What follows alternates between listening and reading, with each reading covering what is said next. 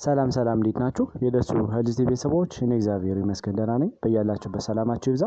ዛሬም እንደተለመደው በአንድ ጠቃሚ ርዕስ መጥቻለሁ። በዚህ ቪዲዮ አብረን እንድንማማር የፈለኩት ስለ አሜባ ምንነት፣ በተለይ ደግሞ የአሜባ ምልክቶች ምን ምን ናቸው፣ አንድ ሰው በአሜባ ከተያዘ በኋላ ምን ምን ምልክቶችን ያሳያል፣ ዲያግኖሲስ እንዴት ማድረግ እንችላለን ወይም ደግሞ እንዴትስ መለየት እንችላለን የሚለውን፣ ሲቀጥል ደግሞ ትሪትመንቱስ ምንድነው፣ በተለይ ደግሞ ምን አይነት ትሪትመንቶችን በመውሰድ አሜባን መከላከል እንችላለን የሚለውን እናያለን። ከዚህ በተጨማሪ ደግሞ አሜባ በሰዓትና በጊዜ ካልታከመ ምን አይነት ኮምፕሊኬሽኖችን ያስከትላል የሚለውን አብረን እናያለን ማለት ነው። ከዛ በፊት እንደተለመደው ለቻናሌ አዲስ የሆናችሁ ሳብስክራይብ ያደረጋችሁ ቪዲዮውን እስከመጨረሻ እንድታዩ ስል ጠይቃለሁ።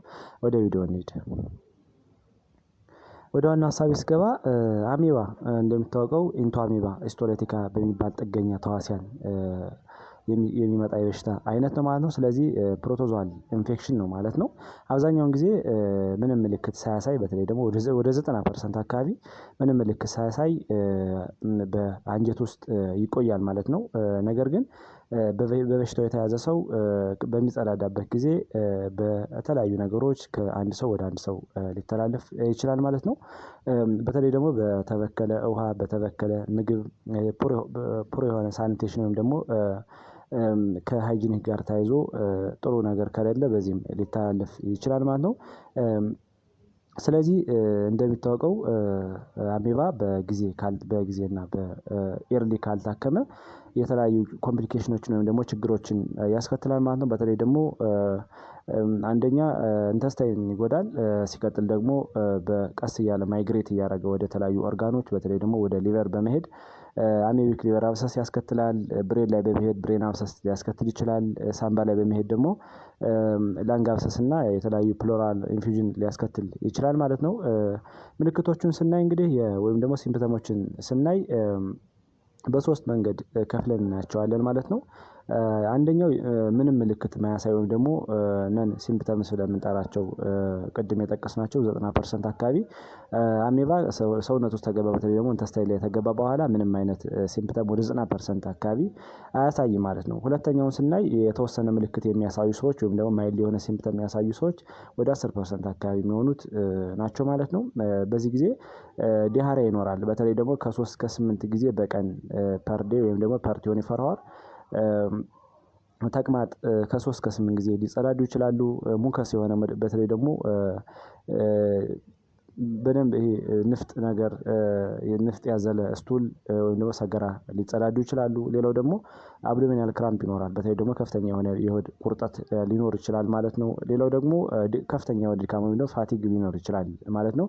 ከዚህ በተጨማሪ ደግሞ ፍላተስ ይኖራል። በተለይ ደግሞ ይሄ ፍላተስ ከፍተኛ የሆነ የጋዝ መብዛትም ሊኖር ይችላል ማለት ነው። ሶስተኛውን ስናይ ደግሞ ሴቨር የሆነ ሲምፕተም የሚያሳዩ ናቸው። በተለይ በጣም ከባድ የሆነ ምልክት የሚያሳዩ ወደ 10% አካባቢ አሉ ማለት ነው። ይሄ ደግሞ ዲያሪያ ይኖራል። ቅድም እንዳልነው ዊዝ ስቱል ዊዝ ብለድ ሊሆን ይችላል፣ ዊዛውት ብለድም ሊሆን ይችላል ማለት ነው። ከ10 እስከ 20 ጊዜ በቀን ሊጸዳዱ ይችላሉ ማለት ነው። በተለይ ደግሞ ቅድም እንዳልነው ብለዲ የሆነ ዲያሪያ ብዙ ጊዜ አሜባው በደንብ ፐርፎሬት ወይም ደግሞ ይሄን ሙከሳው ፐርፎሬት ካደረገ ብሊዲንግ ሊያስከትል ይችላል ማለት ነው። ሌላው ደግሞ ይሄ ኢንተርሚታንት የሆነ ፌቨር ይኖራቸዋል። ብዙ ጊዜ ሙቀት ቋሚ ያልሆነ ሙቀትም ሊኖር ይችላል። ከፍተኛ የሆነ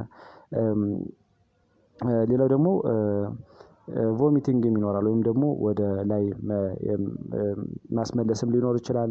አብዶሚናል ቴንደርነስ ይኖራል ማለት ነው። በተለይ ደግሞ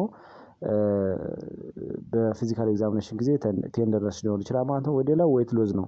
በተለይ ደግሞ ኪሏቸውም ሊቀንስ ይችላል ማለት ነው። ከዚህ በተጨማሪ ደግሞ ቅድም እንዳልነው ከፍተኛ የሆነ ዲያሪያ እና ከፍተኛ የሆነ ቮሚቲንግ ካለ ዲሃይድሬሽንም ሊያስከትል ይችላል ማለት ነው። ደግሞ የሰውነት የውሃ መጠን ሊቀንስም ይችላል ማለት ነው።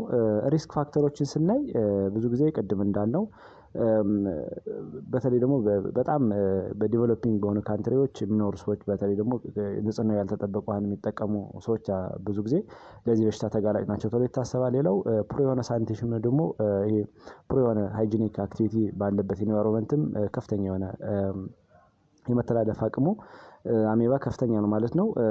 ከዚህ በተጨማሪ ደግሞ የእጅ ንጽህናን በአግባቡ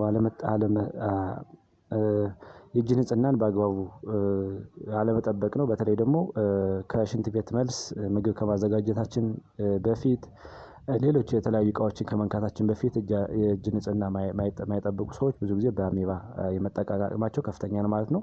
ሌላው ደግሞ ይሄ ኦፕን የሆነ ዴፊኬሽን ነው። በተለይ ደግሞ ይሄ ላትሪን ወይም ደግሞ ቶይሌት በሌለበት ኢንቫይሮንመንት በጣም ሃይ ፕሪቫላንስ ይኖረዋል ማለት ነው። በተለይ ደግሞ ኦፕን ዴፊኬሽን በሚኖርበት ጊዜ ሰገራ ከተለያዩ ቦታዎች በጎርፍ አማካኝነት ወደ ውሃ በመግባት ያንን ውሃ ሌሎች ሲጠቀሙ ወደ ሌሎች ትራንስሚት የማድረግ አቅሙ በጣም ከፍተኛ ነው ማለት ነው። ሌላው ደግሞ ህፃናትና የነፍሰ ጡር እናቶች እንዲሁም ደግሞ በጣም አዛውንቶችን በእነዚህ የተጠቁ ናቸው ማለት ነው። ሌላው ኢሚኖ ኮምፕሮማይዝ የሆኑ ሰዎች ነው። በተለይ ኤች አይቪ ያላቸው ካንሰር በሽታ የያዛቸው ሰዎች ብዙ ጊዜ ለዚህ ተጠቂ ናቸው ማለት ነው። ከዚህ በተጨማሪ ደግሞ አልኮልን በከፍተኛ ደረጃ የሚጠጡ ሰዎችም ለአሜባ የተጋለጡ ናቸው ማለት ነው። ከዚህ በተጨማሪ ዲያግኖሲሱን ስናይ ወይም ደግሞ እንዴት ነው መለየት የምንችለው የሚለውን ስናይ አንደኛ በደም እንደ ሳፖርቲቭ እንደ ሲቢሲ ምናምን አንቲቦዲ ሊሰራ ይችላል ማለት ነው። ምክንያቱም ቅድም እንደጠቀስነው የተለያዩ ምልክቶችን የሚያሳይ ከሆነ በተለይ ደግሞ ዝቅተኛ የሆነ ዌት አንኤክስፕሌንድ የሆነ ዌት ሎዝ ካለ ሲቢሲ መሰራት በጣም ግዴታ ነው ማለት ነው። ከዚህ በተጨማሪ ደግሞ ስቱል ኤግዛሚኔሽን ወይም ደግሞ ስቱል ፓራሳይት ቴስት ይሰራል። በተለይ ይሄኛው ቤስት ነው። በተለይ ደግሞ እንደ አፎርዴቢሊቲም በሀገራችን ስታንዳርድም እንደሚታወቀው ስቱል ቴስት ነው እንግዲህ ብዙ ጊዜ የሚሰራው ማለት ነው። ሌላውን ስናይ አዘር የሆኑ ሌሎችም አሉ ማለት ነው። በተለይ ደግሞ ለምሳሌ ቅድም እንዳልነው አሜባ በጊዜ ካልታከመ ወደ ተለያዩ ኦርጋኖች ማይግሬት ሊያደርግ ይችላል ማለት ነው። ለምሳሌ ወደ ብሬን ወደ ሊቨር እና ወደ ላንግ ማይግሬት ሊያደርግ ይችላል ማለት ነው። በዛ ጊዜ የተለያዩ ዲያግኖሶችን መጠቀም እንችላለን ማለት ነው። በተለይ ደግሞ አሜቢክ ሊቨር አብሰስ ከሆነ አልትራሳውንድ መጠቀም እንችላለን። ቼስት ኤክስራይ መጠቀም እንችላለን። ሌላው ደግሞ ሊቨር ፋንክሽን ቴስት ማለት ነው። ኤስጂኦቲ እና ኤስጂቢቲ ብለን የምንጠራቸውን የሊቨር ፋንክሽን ቴስቶችን መጠቀም እንችላለን ማለት ነው። ምክንያቱም የተለያዩ ችግሮች ካሉ እነሱ ራይዝ ሊያደርጉ ይችላሉ ማለት ነው። ከዚህ በተጨማሪ ደግሞ ብሬን አብሰስ ካለ ሲቲ ስካን ሊያስፈልግ ይችላል፣ ኤምአርአይ ሊያስፈልግ ይችላል ማለት ነው። ለንግ ፕሮብለም ካለ ደግሞ በተለይ ደግሞ እነዚህ ፕሉራል ኢንፊውዥን እና ላንግ አብሰስ ሊያስከትል ይችላል ማለት ነው። በዛ ጊዜ ቼስት ኤክስራይ ሊታዘዝ ይችላል ማለት ነው። ስለዚህ በተለያዩ ቤዝድ ኦን እንደ ኮንዲሽኑ ዲያግኖስ ማድረግ እንችላለን ማለት ነው። ትሪትመንቱን ስናይ የመጀመሪያው አንቲ ፓራሳይት ድረግ ብለን የምንጠራቸው መጠቀም ነው። በተለይ እነዚህን በሁለት እንከፍላቸዋለን። በተለይ ደግሞ አሜባ ትሮፎዞይት እና ሲስትፎርም ይባላል። ትሮፎዞይት ከሆነ ብዙ ጊዜ እነ ሜትሬንዳዞል 500 ሚሊግራም ፒኦቲአይዲ ከ7 እስከ 10 ቀን ትሪት ማድረግ እንችላለን። ቲንዳዞልን መጠቀም እንችላለን ማለት ነው። 2 ግራም ዴይሊ ለ3 ቀን እንዲወስዱ ይመከራል ማለት ነው። ነገር ግን ብዙ ጊዜ ሲስት ፎርም በሚሆኑበት ሰዓት እንደሚታወቀው እነዚህ ሲስቶችን መግደል አይችሉም። የቅድም የጠቀስናቸው መድኃኒቶች ሜትሬንዳዞል እና ቲንዳዞል ሲስቱን ብሬክ አድርገው መግደል አይችሉም ማለት ነው። በዚህ ጊዜ ዲሎክሳናይድ ፉሬት የሚባል የመድኃኒት አይነት አለ። ይሄ 500 ሚሊግራም ነው። ይሄን በመውሰድ ትሪት ማድረግ ይቻላል ማለት ነው። ይሄ በጣም ኮስቲ ምናምን ስለሆነ እንዲሁም ደግሞ ብዙ ጊዜ ስለማይገኝ በአካባቢያችን ወደ ትሮፖዞይት ለመቀየር እንደሚታወቀው እንደ ቲማቲም አይነት ምግቦችንም ከ3 እስከ 5 ቀን በመመገብ ቅድም የጠቀስናቸው መድኃኒቶች እንደ ሜትሪንዳዞል እና ቲንዳዞልን ተመግቦ ሲስቱን ወደ ትሮፖዞይት ሲቀየር በእነዚህ መድኃኒቶችን ማከም እንችላለን ማለት ነው። ነገር ግን ይህ መድኃኒት አቫይሌብል ከሆነና አፎርዴቢሊቲን ቤዝድ የሚያደርግ ከሆነ ዲሎክሳናይድን 500 ሚሊግራምን ለአንድ ሳምንት በመውሰድ መታከም ይቻላል ማለት ነው። ከዚህ በተጨማሪ ሁለተኛው ደግሞ ሳፖርቲቭ ትሪትመንት ብለን የምንጠራቸው አሉ። በተለይ ደግሞ ቅድም እንዳልነው ከፍተኛ የሆነ ዲያሪያ ካለ ወይ በተለይ ደግሞ የማስቀመጡ መጠን የሚጨምር ከሆነ ፍሪኩዌንሲው እንዲሁም ቮሚቲንግ ካለ ወይም ደግሞ የማስመለስ መጠኑ በየቀኑ የሚጨምር ከሆነ ቅድም እንዳልነው ለዲሃይድሬሽን እና ለተለያዩ ለሰውነት የእርጥበት መጠን መቀነስ ሊኖር ይችላል ማለት ነው። በዛ ጊዜ የተለያዩ እንደ ኦአርኤስ ወይም ደግሞ ኦራል ሪሃይድሬሽን ሶሉሽን ለምንጠራውን ወይም ትሪትመንት ለምንጠራውን መጠቀም ይችላሉ። ሌላው ደግሞ አይቪ ፍሉዶችን እንደ ሪንገር ላክቴት መጠቀም ይቻላል ማለት ነው። ምክንያቱም ከፍተኛ የሆነ ኤሌክትሮላይት ስላለው ሎዞችን ፍሉድ ሎዝን ሪፕሌስ ሊያደርግልን ይችላል ማለት ነው። ከዚህ በተጨማሪ ደግሞ ፌቨር ካለ ፌቨሩን ማከም ነው። በተለይ ፒሲኤም እንደ ዳይክሎፌናክ ያሉ መድኃኒቶችን በመጠቀም ማከም ይቻላል።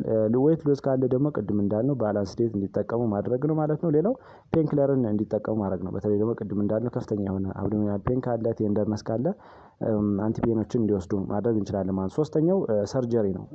በተለይ ደግሞ ቅድም እንዳልነው ማይግሬት ያደርጋል አሜባ በጊዜ ካልታከመ አሜቢክ ክሊራሰስ ካለ ሰርጀሪ ሊያስፈልግ ይችላል ማለት ነው። ምክንያቱም ከፍተኛ የሆነ ፓስ ወይም ደግሞ መግል ኮሌክት ሊያደርግ ስለሚችል በሰርጀሪ ሊወጣ ይችላል ማለት ነው። እዚህ በተጨማሪ ደግሞ ብሬን አብሰስን ካለ ሰርጀሪ ይሰራል። ሌላው ፕሉራል ኢንፊዥን ካለም የተለያዩ ሜካኒዝም በመጠቀም ፍሉድን ማውጣት ይቻላል ማለት ነው።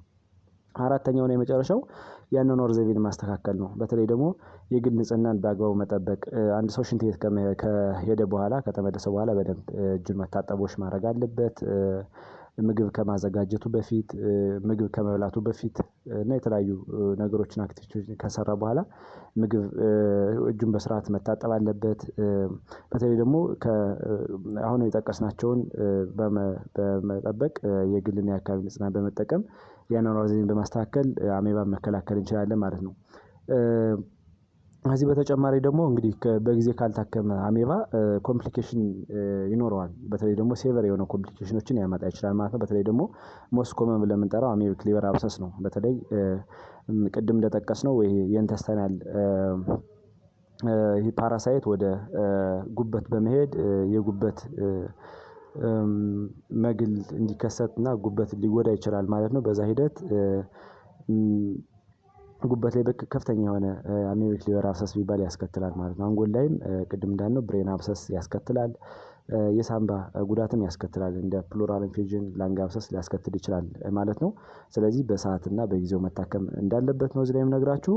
ሌላው ሁሌም እንደምንናገረውና እንደምናወራው ትሪትመንት ከመውሰዳችን በፊት ፕሪቨንሽን ላይ ብንሰራ በጣም አስፈላጊ ነው ማለት ነው። ምክንያቱም ፕሪቨንሽን ላይ መስራት አንደኛ የበሽታውን ሴቨሪቲ ማስተካከል እንችላለን። ሌላው ደግሞ ገንዘብን ጊዜን እና የተለያዩ ነገሮችን መቆጠብ እንችላለን ማለት ነው። ስለዚህ ፕሪቨንሽን ላይ ብንሰራ በጣም አሪፍ ነው ማለት ነው። በተለይ ደግሞ ንጽህናው የተጠበቀ ውሃን ብንጠቀም በተለይ ውሃን አፍልቶ በመጠቀም መከላከል ይቻላል። ምግቦችን አብስሎ በመመገብ መከላከል ይቻላል። እንዲሁም ደግሞ